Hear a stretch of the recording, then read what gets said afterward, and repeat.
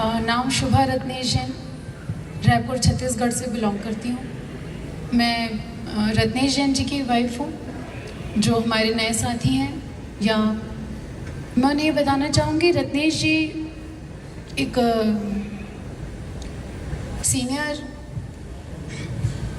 Senior core leader थे, sapphire के pin पे थे। और मैं क्योंकि इस बिज़नेस की अब नेक्स्ट जनरेशन हूँ, और रत्नेश जी के बाद में मुझे ये पिन ट्रांसफ़र की गई है।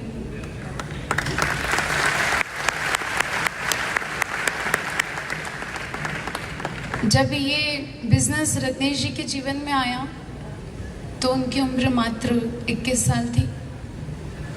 एक 21 साल के युवा ने इस चीज़ को निर्धारित किया कि किस तरह उन्हें अपने जीवन को बदलना है। और उसका सबसे बड़ा शायद कारण ये था कि पारिवारिक जो इनकम थी उस समय मात्र 7,000 रुपये थी।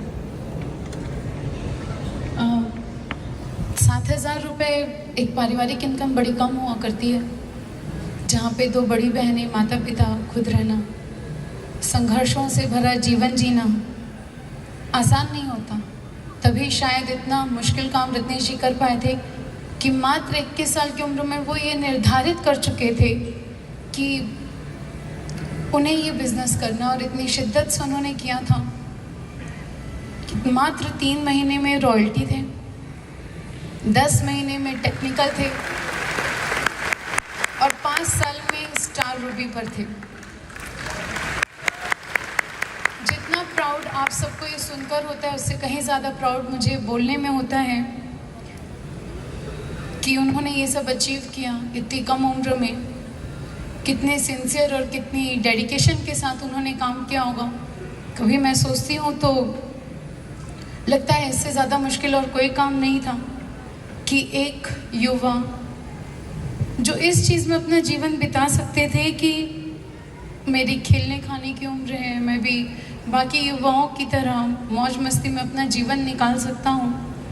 इतने बचपन से संघर्ष देखा हूँ, और ऐसा संघर्ष भी देखा हूँ कि जहाँ अगर मुझे दिवाली मनानी है तो ये ज़रूरी है कि मुझे अपने घर के बाहर एक पटाखे का स्टॉल लगाना पड़ेगा, और होली मनानी है तो ये ज़रूरी है कि मेरे घर के बाहर रंगों का मैं स्टॉल लगाऊं, ताकि मैं अपने घर में उस बचे हुए रंगों से खेल पाऊँ।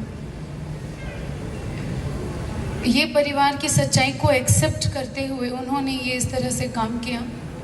जिस दिन उनके जीवन में आरसीएम आया होगा ना, मुझे लगता है उस दिन भगवान की उन पे नज़र रही होगी। बोलते ना, शायद सरस्वती माँ बैठी हो जुबां पर, उसके बाद उन्होंने कभी पीछे मुड़कर नहीं देखा। रहवासी जगदलपुर के थे, एक बड़े छोटे से घर में रहा करते थे। मैं अगर रत्नेश जी का सबसे पहला ड्रीम आपको बताऊं तो आप सब यहाँ हंसेंगे। रत्नेश जी ने अपने इनकम के सबसे पहले चेक से वॉशिंग मशीन ली थी, क्योंकि उन्हें लगता था बाकी काम करना आसान है, पर ये जो मेरी जिम्मेदारी मेरे सर पे है ना कि मुझे कपड़े धोने पड़ते हैं, ये मैं नहीं करूँगा। तो उन्होंने अपनी चेक से सबसे पहले अपने घर में वॉशिंग मशीन ली थी, जो इतने छोटे सपने के साथ चालू करे। और उसके बाद अगर वो जगदलपुर में सारे घर लिया, गाड़ी ली, बाइक्स ली, बड़े शौकीन थे। हर बार कुछ ना कुछ चलता रहता था, क्योंकि दिमाग में सब करने के वहाँ ले लेने के बाद दिमाग में फिर खुरापात आई कि चलो थोड़ी सी उड़ान और भरी जाए। जगदलपुर में तो सब हो ही गए अपने, अब रायपुर में मैं आगे बढ़ूँ। उन्होंने 2007-8 में रायपुर शिफ्ट हो गए थे, और 2009 में हमारी शादी हुई थी। सितंबर 2009 में ही रत्नेश जी का सफ़ायर लेवल आ चुका था। आप सबको लग रहा होगा इतनी सारी कहानियों का कारण क्या। सिर्फ आपको ये बताना चाहती हूँ कि एक रीज़न था और एक विज़न था कि जो परिवार में सिक्योरिटी नहीं थी, जो परेशानियाँ थी, वो मेरी आगे आने वाली पीढ़ियों तक नहीं जानी चाहिए। जो जीवन मैंने जिया है वो मेरे बच्चे नहीं जिएंगे। इससे ज़्यादा प्राउड की बात ना एक लड़की के लिए कुछ नहीं हो सकती कि आपने एक ऐसे लड़के से शादी की है जो सेल्फ मेड है, जिसने कभी किसी की सहायता नहीं ली अपने किसी भी जीवन में आगे बढ़ने के लिए या अपने जीवन में कुछ पाने के लिए। हम सिक्योरिटी की बात करते हैं, पिक्चर परफेक्ट बोलते हैं ना लाइफ, मैं उस लाइफ को जी हुई। पिक्चर परफेक्ट लाइफ ये होती है ना, जब आजकल जो हम इंस्टाग्राम में देखते हैं, लोग 2-3 मिनट के लिए खुश होकर फ़ोटो खिंचा लिया करते हैं, बाद में बैक टू लाइफ होते हैं। पर हमारी लाइफ में ऐसा नहीं था। पिक्चर परफेक्ट नहीं थी, लाइफ भी परफेक्ट थी। दिसंबर 2023 के पहले तक अगर किसी को ये लग रहा होगा कि रत्नेश जी बाहर थे, उनके एक्सीडेंटली हमारे साथ ये मिसहैपनिंग हुई है और उसमें उनका कोई दोष नहीं था, सिर्फ कार से उतर के कुछ चंद कदम आगे बढ़े थे।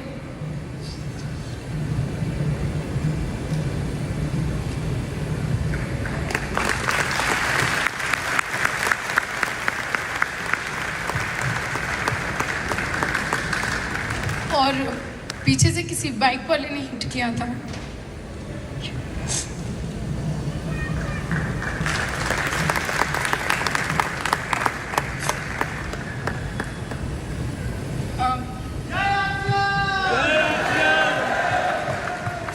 ये जो शब्द हम बोलते हैं ना, जय नरसिंह, शुरू में जब मैं इस परिवार में आई तो मुझे समझ नहीं आता था ये शब्द क्यों लोग इतने बावले हुए करते हैं। रत्नेश जी से बावला मुझे दुनिया में कोई नहीं लगता था, जो आरसीएम खाए पिए सोए जागे, और कोई दिखता नहीं था मुझे कि इसके अलावा कुछ करते हैं जीवन में। और आज मुझे लगता है अगर ये नहीं किया होता तो मेरा जीवन क्या होता।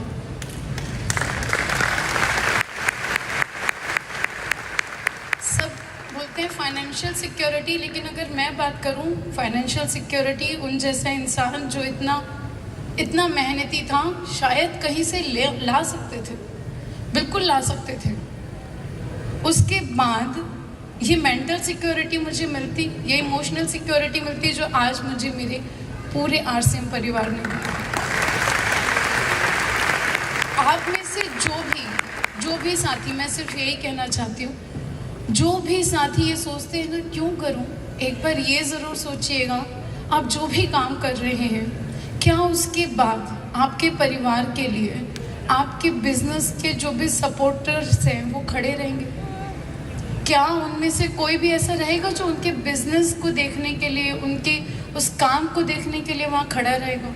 मुझे ऐसे कोई जगह नहीं नज़र आ रही थी उस कंडीशन में जहाँ मैं टोटली ब्लैंक थी और मुझे ये लग रहा था पाँव के नीचे से किसी ने पूरी ज़मीन खींच ली है और कहा है कि अब खड़े रहो। तो ये जो हिम्मत मुझे मिली है ना कि खड़े रहो, ये मेरे परिवार ने मुझे खड़ा रखा है। ये आरसीएम परिवार था जिन्होंने पूरे हर एक दिन मुझे सपोर्ट किया और मुझे कहते हुए कहीं कोई संकोच, कोई शर्मिंदगी नहीं है कि अगर मेरे सारे जो हमारे साथी थे अगर वो नहीं खड़े रहते तो शायद आज इतने लोगों के बीच खड़े होकर बोलने की मुझे हिम्मत भी नहीं रहती। ये हिम्मत आती है आरसीएम से। बहुत बहुत शुक्रिया, धन्यवाद।